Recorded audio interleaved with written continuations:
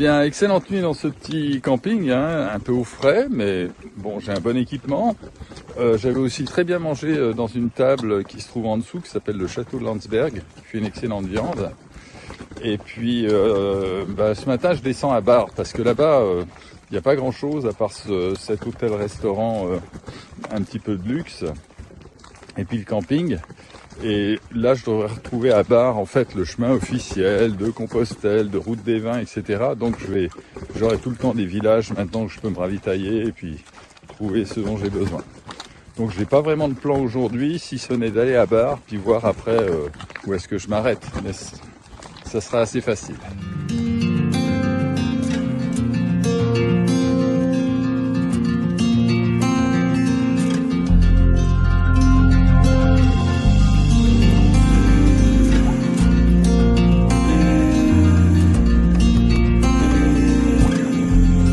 Là avec un raidillon qui est assez hard.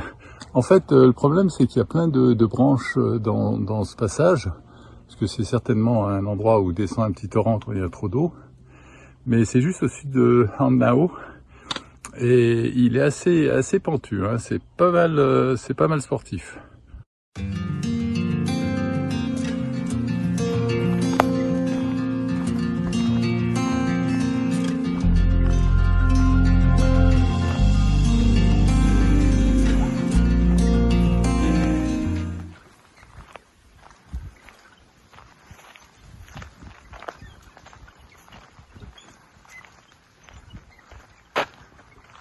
Route ma côte, hein, elle était quand même assez difficile parce que c'était du 20% presque pendant 2 km. Mais alors à la sortie, vous avez vu ce paysage absolument magnifique. C'est superbe. Je redescends vers Bernardvillers. Et puis après, il y aura des petits villages tous les 2-3 km. Donc je devrais pouvoir soit me restaurer, soit trouver un logement quelque part.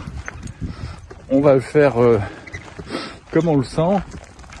Et de toute façon, ici, c'est pas un problème pour bivouaquer. Peut-être une chose, le sol est dur.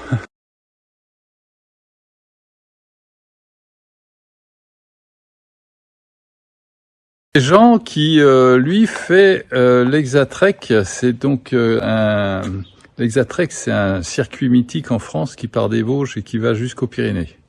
Alors Jean n'a pas fixé tout son trajet, mais il avance bien. Quand tu fais pas des contresens, Jean avance. Et quand tu fais des contresens, il perd du temps, beaucoup, et d'énergie. Ah oui, mais ça, c'est à cause de l'application. Non, c'est à cause de mon sens de l'orientation. Voilà, enfin, absence surtout. Absence de sens de l'orientation, mais totale. Et depuis, c'est pas parce que je suis vieux, je l'ai jamais eu. Ah. Voilà.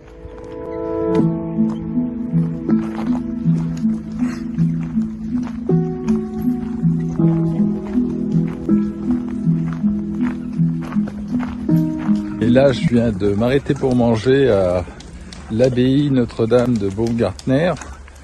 C'est une abbaye où il y a toujours des sœurs. Et puis, je me suis installé dans leur jardin avec une jolie table et des chaises pour manger. Voilà. Maintenant, le temps se couvre. Je sais pas, ça a l'air de passer à droite, à gauche. Je continue.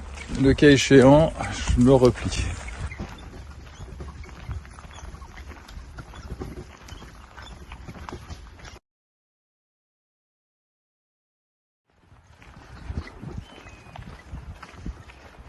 Je marche un peu sur la route parce que le chemin que je devais prendre est plein de ronces. Alors c'est pas la peine d'y aller. Il n'a pas été défriché. Bon, c'est comme ça. Donc je vais reprendre la route là pendant un petit moment et puis retrouver le chemin un peu plus tard. Normalement dans 300-400 mètres.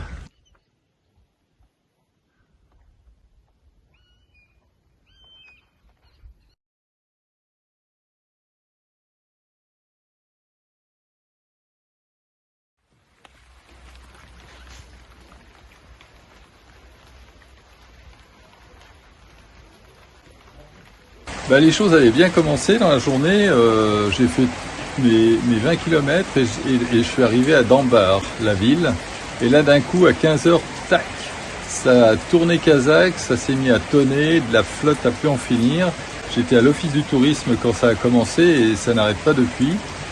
Donc j'ai pris la décision de chercher quelque chose sur place et j'ai trouvé cette cabane qui en fait est mise à disposition par une association qui s'occupe d'un gros événement qui s'appelle Clair de rue, Clair de nuit. Et voilà, j'ai passé la nuit ici et je dois dire que ça me sauve un peu de monter la tente sous vraiment une grosse pluie comme il y a en ce moment.